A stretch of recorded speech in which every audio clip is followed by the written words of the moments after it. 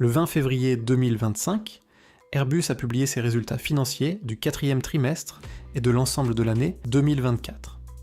Même si l'avionneur européen a connu une bien meilleure année que Boeing, il a tout de même dû affronter son lot de difficultés au cours de l'année écoulée. Dans cette vidéo, nous allons donc analyser la situation financière actuelle d'Airbus et les défis auxquels le groupe a dû faire face, et devra faire face cette année. Avant toute chose, il faut rappeler qu'Airbus, ce n'est pas seulement des avions commerciaux de transport de passagers. L'entreprise, dans son ensemble, comprend aussi une division hélicoptère ainsi qu'une division défense et espace. Nous allons essayer de bien distinguer ces secteurs au fil du rapport et des chiffres que nous allons passer en revue.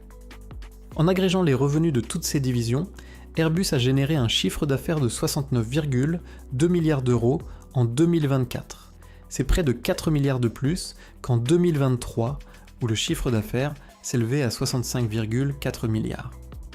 En pourcentage, la division avions commerciaux représente 72% des revenus, les hélicoptères 11% et la défense et espace 17%. Le résultat opérationnel ajusté, l'EBIT, c'est-à-dire les bénéfices avant intérêts et impôts, s'élève à 5,4 milliards d'euros pour 2024. C'est en fait une baisse par rapport aux 5,8 milliards enregistrés en 2023. L'EBIT ajusté diffère de l'EBIT publié puisqu'il tient compte de divers éléments exceptionnels. Sans ces ajustements, les bénéfices du groupe Airbus auraient en réalité été plus élevés en 2024 qu'en 2023. Mais la société a dû encaisser plusieurs charges financières au cours de l'année. Parmi elles, deux sont particulièrement notables. Une charge de 120 et 1 million d'euros liée au programme de l'A400M, l'avion de transport militaire, et une autre de 40 millions d'euros concernant l'arrêt d'Airbus Beluga Transport. D'après Reuters, le programme A400M souffre de retard chronique, de réduction de commandes de la part des pays européens clients de lancement et d'exportation limitée. Quant à Airbus Beluga Transport, qu'il s'agissait d'une tentative de la part d'Airbus de lancer une compagnie de fret spécialisée dans le transport hors gabarit. Jusqu'à sa fermeture soudaine début 2025, elle exploitait des avions Beluga basés sur l'A300. Au final, après avoir intégré toutes ces charges puis appliqué les impôts, Airbus, toutes divisions confondues, a dégagé un bénéfice net de plus de 4 milliards d'euros. Comme notre chaîne s'intéresse surtout à l'aviation commerciale, concentrons-nous désormais sur cette activité. En 2024, la division avions commerciaux d'Airbus a enregistré un chiffre d'affaires de 50,6 milliards d'euros contre environ 47,8 milliards en 2023. Après prise en compte des charges et ajustements, cette division a dégagé un bénéfice d'environ 5,1 milliards d'euros en hausse par rapport aux 4,8 milliards de l'année précédente. Cela représente une progression de 5,7%. Et malgré toutes les actualités concernant les retards et les problèmes de chaîne d'approvisionnement, Airbus est tout de même parvenu à livrer davantage d'avions en 2024 qu'en 2023, de 766 contre 735, soit une augmentation modeste de 4,2%.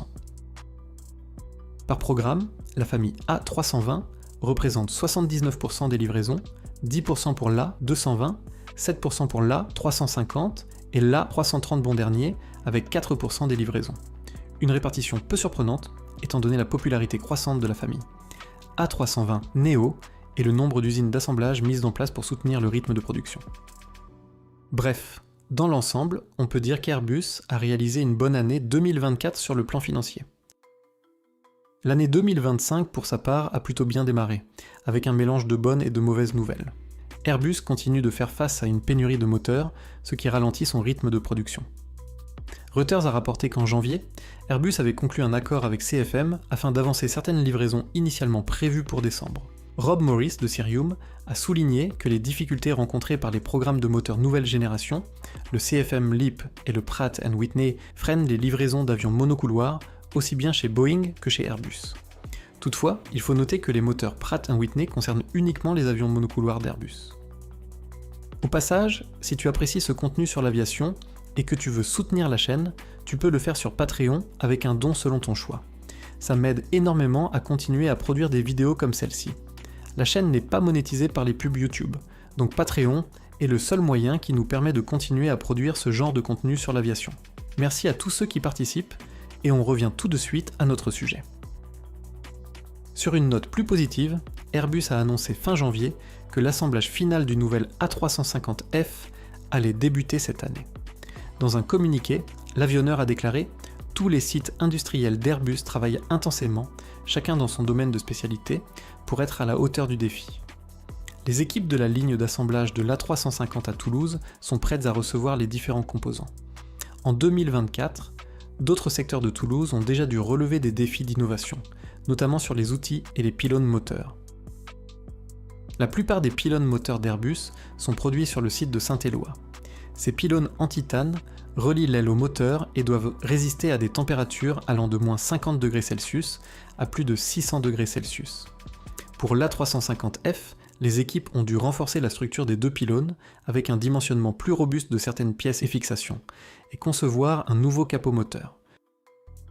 Airbus précise que lorsque l'assemblage du premier A350F commencera cette année, les gabarits et les outillages seront prêts à accueillir tous les composants industriels issus de ces différents sites de production. Les deux pylônes moteurs, assemblés à Saint-Éloi, seront livrés directement à la station 40 de la ligne d'assemblage finale, où ils seront installés sous les ailes de l'appareil. Même si Airbus semble avancer régulièrement sur ce nouvel avion cargo, le programme n'est pas à l'abri de retard. La dernière annonce fait état d'un décalage d'environ 1 an pour l'entrée en service de l'A350F. Le PDG d'Airbus, Guillaume Faury, a d'ailleurs commenté la situation. Des difficultés spécifiques dans la chaîne d'approvisionnement, notamment avec Spirit AeroSystems, exercent actuellement une pression sur la montée en cadence de l'A350 et de l'A220. Pour l'A350, l'objectif reste d'atteindre une production de 12 appareils par mois en 2028 et nous ajustons l'entrée en service de la version cargo, désormais prévue pour le second semestre 2027. Pour l'A220, l'objectif reste une cadence de 14 appareils par mois en 2026. Il semble donc que les problèmes rencontrés par Spirit AeroSystems soient la principale cause des retards du programme A350F. Spirit AeroSystems, un fabricant américain de structures aéronautiques, est actuellement en cours de démantèlement, avec Boeing et Airbus intéressés par certaines de ses activités, et dont Airbus est déjà parvenu à un accord cet avril pour acquérir 6 sites de production, qui ont été notamment utilisés pour la production de composants et de parts de fuselage pour les programmes A350, A220 et A320. Il est également prévu qu'Airbus reçoive une compensation de plus de 400 millions d'euros en reprenant certaines activités déficitaires de Spirit AeroSystems. En résumé, malgré tous ces défis, Airbus a réalisé une année 2024 profitable avec un bénéfice net de 4,23 milliards d'euros après impôts. Reste désormais à voir si l'entreprise parviendra à dépasser ce résultat en 2025, alors que l'ensemble du secteur aéronautique est toujours confronté à des bouleversements et à des difficultés dans ses chaînes d'approvisionnement. Merci d'avoir regardé cette vidéo jusqu'au bout. Si vous avez aimé le contenu, n'oubliez pas de vous abonner, laisser un j'aime et de visiter notre site nerdaviation.com. Chaque mois, nous publions plus de 200 articles sur des sujets liés à l'aviation.